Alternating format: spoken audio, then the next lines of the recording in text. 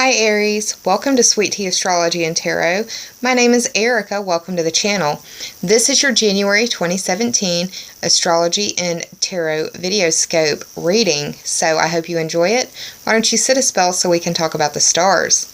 Now we're going to start January with Mercury in retrograde in your 9th house, and Mercury won't go station direct until the 9th or 10th of the month. Now he will have to clear his post-retrograde shadow, but we'd rather him be in the post-retrograde shadow than the pre-retrograde, which is where I'm actually recording this video right now. So if you have a hard time understanding what I'm saying, if I'm a little bit confusing or I just misspeak, forgive me. If you have any questions, comment down below and I'll do my best to answer them for you. Now, let's move on. On the 3rd or 4th of the month, we're going to have Venus moving into Pisces, and this is your 12th house. The 12th house is the house that's ruled by Pisces. It's that I think of it as the darkest recesses of the mind, but it's the house of secrets. It's secrets that you keep from yourself or repression. It's secrets that others keep from you, and it's just secrets in general. It's also a very karmic house. It deals with self-undoing and your limitations, self-limitations as well. The fact that Venus is moving into the 12th house could be that you're possibly receiving some, hopefully it's really good karma coming your way. On the 12th or 13th of the month, depending on where you live on the planet, we're going to have a full moon at 22 degrees of Cancer. This will be in your 4th house. Cancer rules the 4th house of home and family, or roots and foundations. Home is where you consider home to be or where you live. And family is who you share that home with. That can be your parents, your mother or father, or people you consider to be parents. It can also be your spouse, your partner, your children, your fur babies, your house guests, housemates, or roommates. If it does not cover that area, then look to your foundation and your roots. This can be external or internal. And with it being in the Cancer sign, I would like for you to also check for water leaks. Also on the 12th or 13th, we'll have Mercury moving into Capricorn to meet the Sun and Pluto, who has been here since 2008. And this is the house of your status, your reputation. It's the house of your career. It's the house of your destiny and dealing with authorities, authority figures, and authorities in their field. Now on the 19th or 20th of the month, depending on where you live on the planet, we're going to have the Sun moving into Aquarius. This is your 11th house. The 11th house I think of instantaneously as the house of the internet.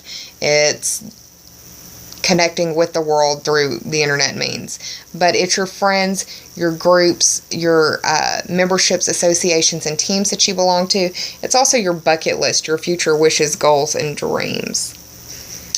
On the 27th or 28th of the month, we're going to have an 8-degree new moon in Aquarius in your 11th house. So this would be a good area for you to focus some energy on and planting a seed, because in about 6 months, it should bring forth some sort of yield for you.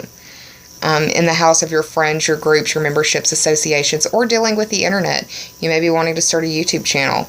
I'm an Aries sun. I started this back in May, and it's grown beyond my wildest dreams. I started this channel, I created it on the day of the Taurus new moon, and that is my moon placement. I am a Taurus moon.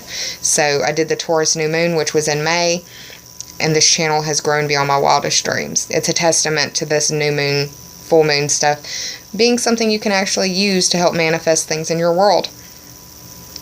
Now on the 28th or 29th of the month, depending on where you live on the planet, we have Mars, our ruling planet as Aries, moving into Aries, our 1st house. Work out, work out, work out. Hit the gym. Get that cardio going, because if you don't, you are going to be one pissy individual. Very aggressive. And it may feel like your body temperature has risen a little bit as well with Mars moving in the 1st house. But the 1st house is the house of your personality, your physical body, and your appearance. I say that the 1st house is the physical embodiment of who you are and how the world sees you. Alright, Aries, that's what's going on astrologically for us. So now what I'm going to do, and I say us because I have an Aries sun, what I'm going to do now is grab my tarot cards and do some shuffling. I shuffled off camera and asked for the general messages for my Aries viewers and friends. And what I'm going to do now is take this time to say that if this reading does not resonate for you, I invite you to check your moon and rising sign videos for resonant messages there. If you don't know where your sun, moon, or rising sign placements are, most people know their sun. It's associated with their birthday. But their moon and rising signs are something that you would only know through either looking at an ephemeris or running a chart. Now, if you run the chart and after Googling you still don't understand what's going on, you can send me a copy of that chart to sweettastro@gmail.com. I'll let you know where your moon and rising sign placements are, because I feel like that is a piece of information that everyone needs to know about themselves, even if it's just for psychological analysis. So Aries, let's see what the month of January 2017 has for us.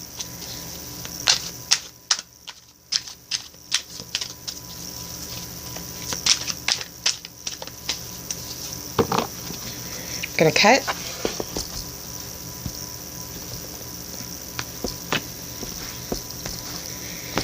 Okay.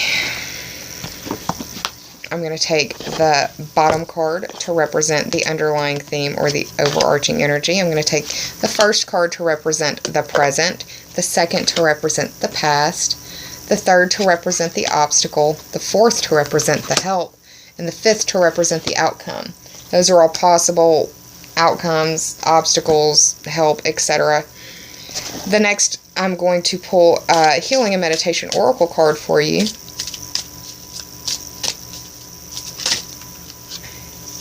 That was the one that flipped over and then flipped back. And finally, the Sage Goddess Gemstone Oracle deck card set. I really like the energy of this card deck. I waited a long time for it. The first time I tried to order it, it sold out quickly, and I put myself on the wait list, and when I saw that it came back around, I ordered it and was very happy with my purchase from Sage Goddess. I got a piece of tiger's eye that she sent me. I keep little gemstones down here while I'm recording as well. Beautiful piece of tiger's eye gemstone that she sent me, and a trial size vial of some perfume as well, along with a little coupon and some stuff about the winter solstice, etc. But really enjoyed that process, and my videos aren't sponsored by anyone. I'm just giving a shout out to Athena and her Sage Goddess crew, because I really enjoyed the process. And if you are of the purchasing type that buys sage, gemstones, or oracle cards, I highly recommend her. So Aries, let me cut for you.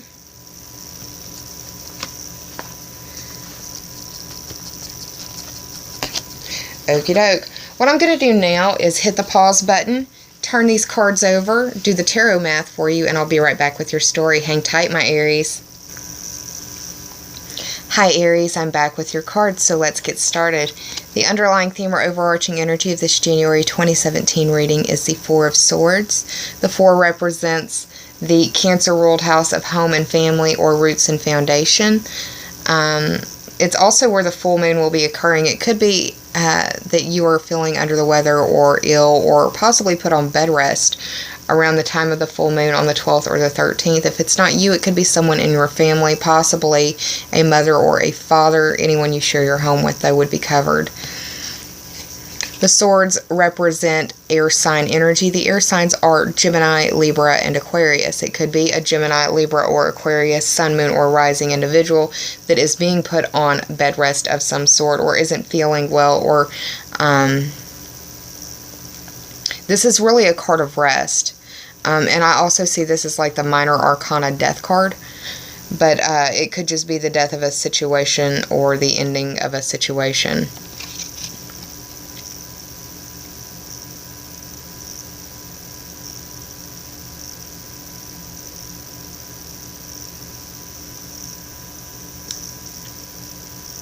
You could be tired because you've been walking on pins and needles for a while as well. Now, to represent the present, we've got the Queen of Wands, which I feel is you, Aries. Now, the Queen of Wands can be a fire sign, usually feminine energy. are Aries, Leo, and Sagittarius. We've got the lion's heads down here indicating the Leo. Whenever I see sunflowers, I think of the sun card, and the sun is the ruling luminary of Leo. It could really be involving a Leo, but Aries, I see this as you personally. The Queen of Wands is known as an eager queen. Once upon a time, they called her promiscuous, but I like to think of her as eager to stand, eager to fight, eager to do whatever the hell she wants to do. You don't want to piss her off, but you already know that, Aries.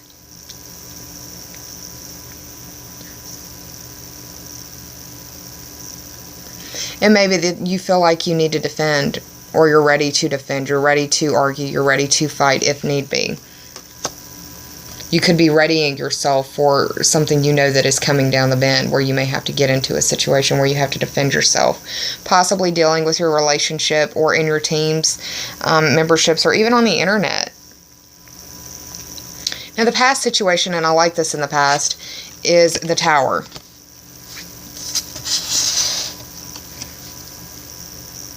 The Tower is the 16th card of the Major Arcana. 1 plus 6 is 7, and that speaks to the Libra-ruled house of partnerships, relationships, and how you identify who you are as a human being through those relationships with others. It also covers counseling, and it covers open enemies or open beef with other people. That's just the numerology up here. Now, the Tower card in itself represents Mars, and Mars is moving into our sign of Aries. It's dealing with a crisis point or some sort of profound discovery. It could be dealing with the crown chakra. It could also literally be like a bolt of lightning out of nowhere. We do have Uranus in the first house as well, which is dealing with shocks and surprises. Shocks, surprises, and Mars is always an interesting combination. Be careful with your temper.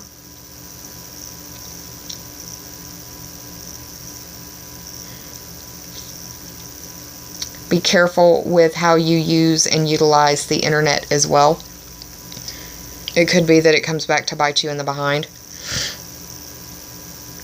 But I like this card in the past because it's something that is behind you or will be behind you by the end of January. With Mars moving into the first house, you're going to be aggressive. I really suggest you exercise or meditate. Do what you can to relieve the stress and the pressure that you're going to feel, because Mars is that extra, it's that extra pressure, it's that extra pressure point. You see how this hand is really kind of shaking, trying to hold the weight of this? It's energy, impulse, and aggression. It's a passionate energy, and passion is a sliding scale. It can be passionate in a sexual sense, but it can be passionate in a pissed off and mad about it, gonna take a gun somewhere kind of place as well. And I'm not trying to put that energy out there, but I'm trying to show you that it can go from one end of the extreme to the other. Now, the possible obstacle in the situation is the Seven of Cups. The 7, once again, representing that house of Libra that I just got finished talking about. Partnerships, identifying with others, counseling, and open enemies. This is too many options, too many choices, not knowing what you want, not able to make a decision, not able to make a choice, and it's emotionally based. It doesn't necessarily have to be a relationship. It could just be something that you've put a lot of time and energy into, and you still don't know what you want. And it may be that you don't know what you want in your partnerships or your relationships. It could be out of nowhere. You understand and perceive things completely differently through your counseling endeavors if you are going through counseling. That's something I should have done after the fire, and I didn't.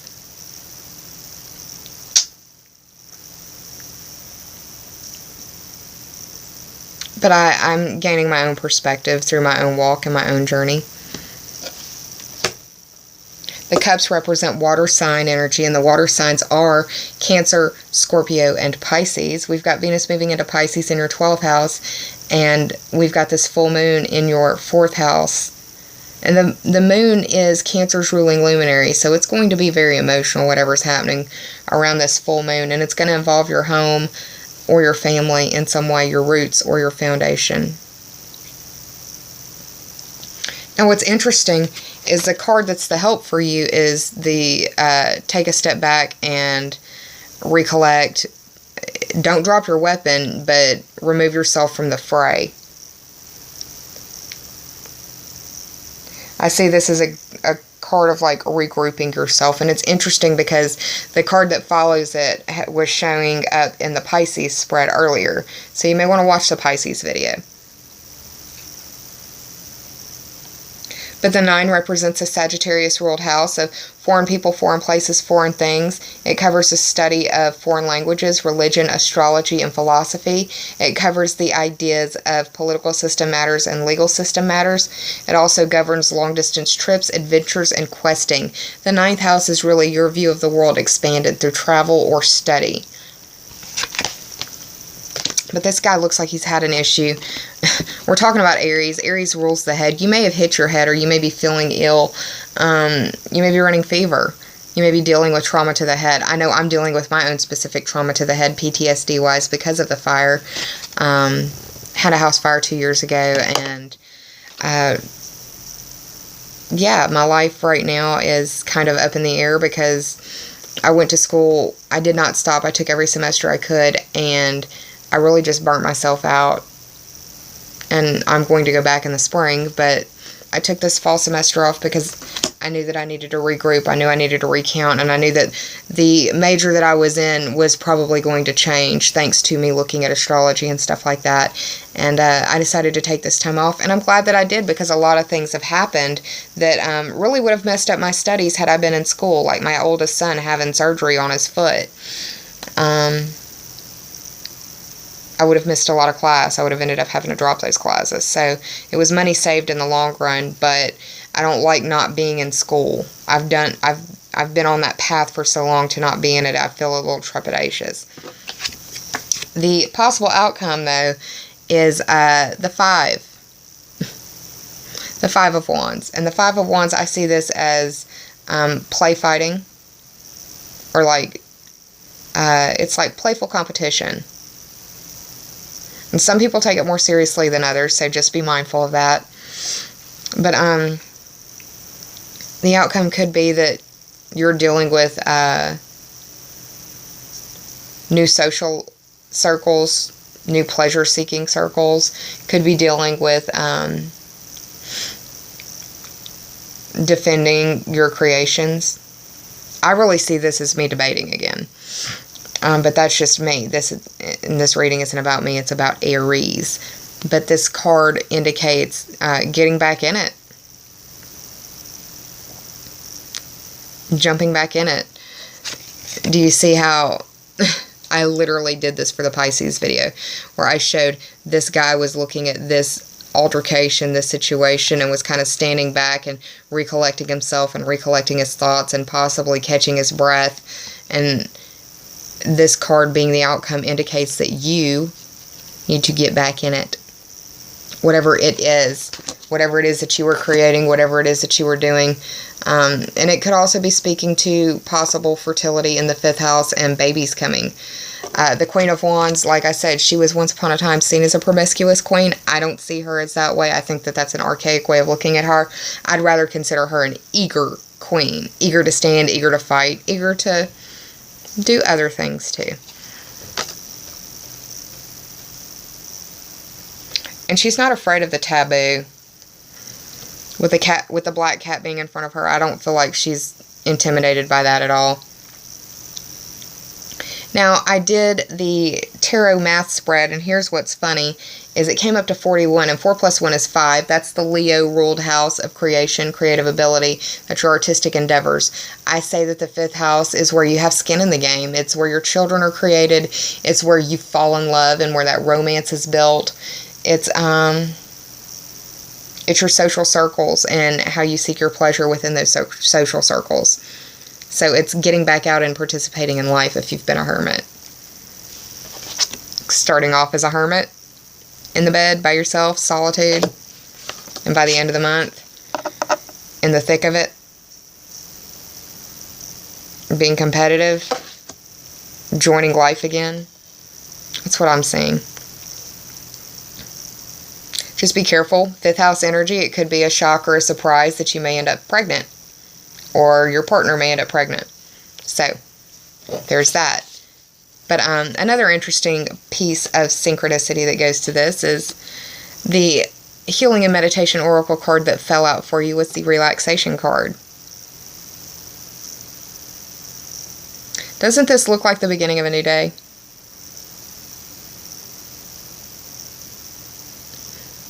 It does to me. In meditation, relaxation is as much a mental as a physical release. By focusing intently, you can use your mind to relax your whole being. Sit in a chair, close your eyes, and immerse yourself in these meditative thoughts. You don't have to sit. You can lay down. You can do whatever you want. But it reads, my goal is to develop a deep inner calm and peace of mind. I will remain completely still for 3 minutes. As I breathe in and out gently, I feel the presence of my entire body. While keeping my back straight, I allow my whole body to relax. It may be that you need to seek a little relaxation.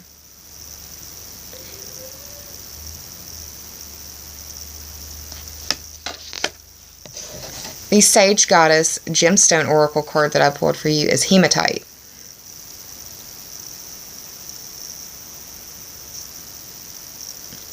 Hematite covers grounding and shadow integration because we have a light side and we have a shadow side. Without the light, there can be no shadow, and without the shadow, there can be no light. Hematite offers grounding, hope, trust, and integration of the shadow. It is especially helpful in times of chaos and stress. You have pulled this card as a reminder that you possess the energy, strength, and courage that you need. Meditate with Hematite to connect deeply to the earth, surrender to the universe, and feel the reassurance that all shall be well. Hematite helps to heal and amplify the vibration of your lower chakras. Well, Aries, I hope you enjoyed this reading. If you did, please like, share, and subscribe. And if you already have, I thank you from the bottom of my very grateful heart. You are the 8th video in this series that I am recording. So I have 4 more to do, and then I can start on the 2017 heads up videos. I'm going to try to have both of those series released at about the same time for y'all. And I'll also be around for the full moon in January to pull some more cards for you for guidance and clarification as well. I hope to see you there, and I hope to see you then. Take care of yourself. Please be kind to yourself and save some kindness for others, because we're all going through things in our world that some of us may never speak about to another living soul. I hope you're well, and I'll see you mid-month and at the other videos. But until then, take care, Aries. Namaste, and bye, y'all.